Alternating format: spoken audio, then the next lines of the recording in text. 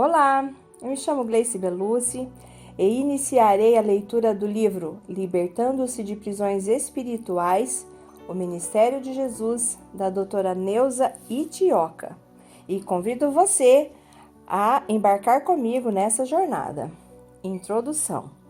O chamado para abrir prisões espirituais. Em minhas leituras e pesquisas, li 2 livros de John e Paula Stanford, que se acham entre os mais completos e abrangentes livros sobre a transformação do homem interior, a transformação do homem interior e a cura do espírito ferido. Num dos capítulos deste livro, deparei-me com uma abordagem sobre prisão espiritual. À medida que ia lendo, eu me impressionava com tudo o que era apresentado naquele capítulo, e em meu espírito tudo se confirmava.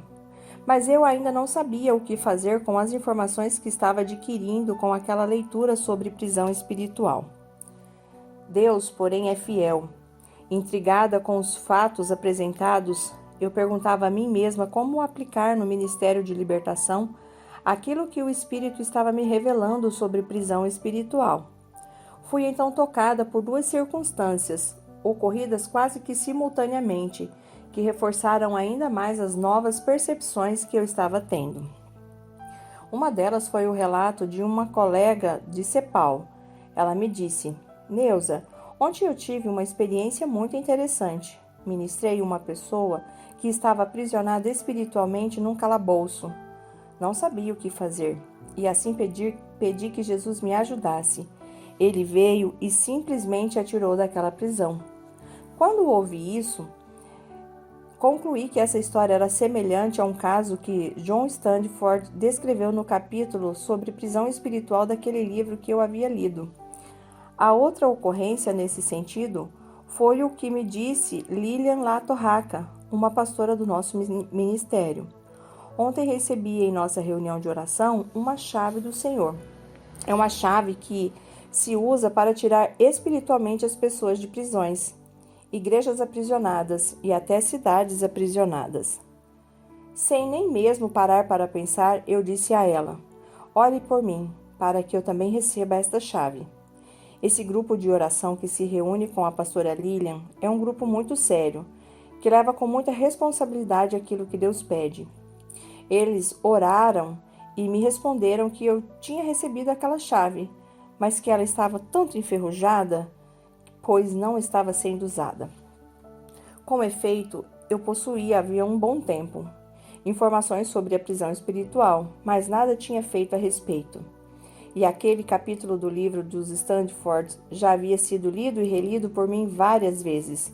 Cheguei a marcá-lo e riscá-lo de diversas cores, pois tudo isso fazia sentido, mas eu não havia como aplicar, na prática, no Ministério de Libertação, as informações de que agora eu dispunha.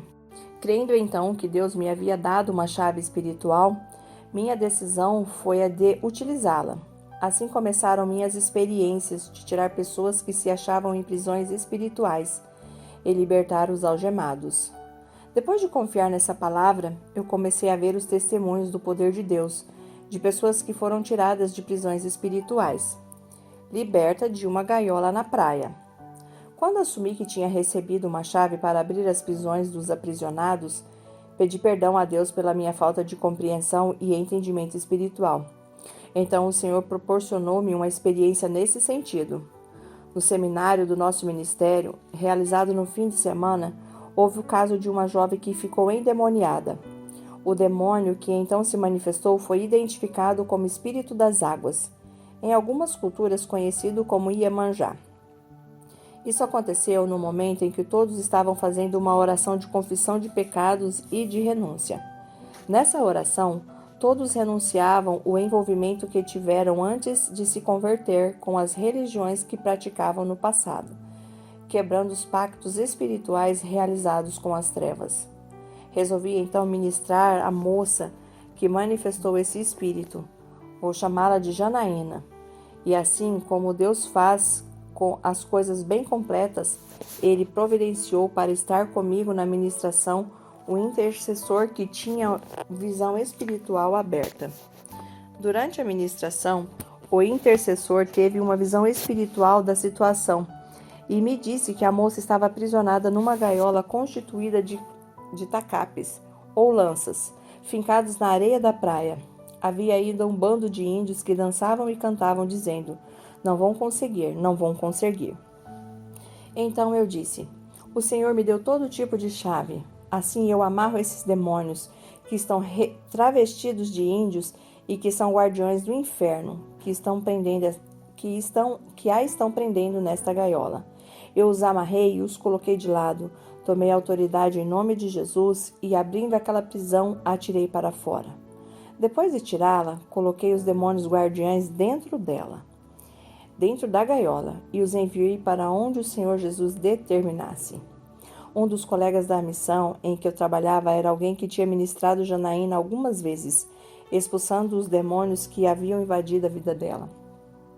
Ele pertencia à mesma igreja dela. Depois que Janaína foi liberta da prisão espiritual em que se encontrava, aquele meu colega me questionou: Neuza, o que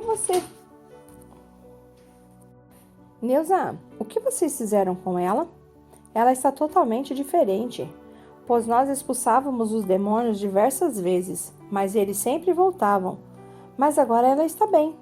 Ele quis dizer que, depois que ela saiu da prisão, não ocorreu mais nenhuma manifestação violenta de demônios. Eu expliquei sobre o caso dela. Falei da prisão espiritual em que ela estava e lhe disse que realmente estávamos tendo novas experiências, através das quais Deus nos estava ensinando acerca de prisões espirituais. Presa na escola. Cláudia me disse que não sabia por que gritava à noite. Todas as noites o fenômeno se repetia. Esse grito acontecia enquanto dormia e perturbava toda a família. Cláudia contou-me ainda que, numa fase de sua vida, ela brincava com o avô, apesar de que ele já havia morrido e tinha sido enterrado há muito tempo.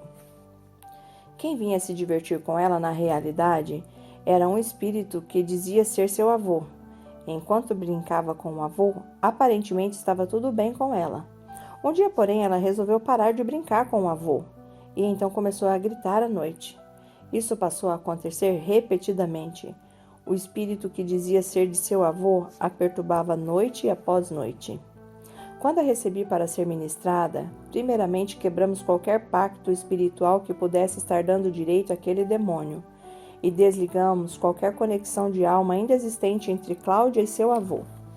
Demônios foram repreendidos, alianças foram quebradas, e Lilith, um espírito que atua como perturbador do sono, conhecido como terror noturno, foi repreendido e expulso. Depois de tudo isso, porém, ela disse que sentia-se como se ainda estivesse presa. E contou-me que, quando bem pequena, teve uma doença no cérebro e o médico disse que ela não ia ter condições de ler e escrever.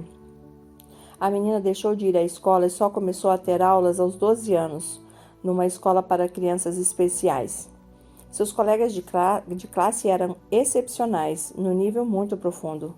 Havia crianças com corpo deformado, sem nenhum controle sobre o corpo, e alguns deles até babavam. Quando Cláudia foi brincar com as meninas de sua turma, ela se sentiu desajustada, pois todas fora da idade da turma, ela já era grande demais para brincar com aquelas meninas menores do que ela. Assim ficava sozinha, sempre sozinha em algum canto para brincar e até para comer. Sentia uma tremenda solidão. A escola tinha uma grade que separava as crianças normais das especiais. Cláudia não podia passar daquele ponto, pois era considerada especial. Mas tinha um desejo enorme de passar por aquela porta. Quando tentava ultrapassar, era severamente castigada. As lembranças daquela época eram muito doloridas. E eu lhes disse: "Vamos tirá-la da escola onde você está presa. Veja-se naquela escola. Você consegue se ver lá?"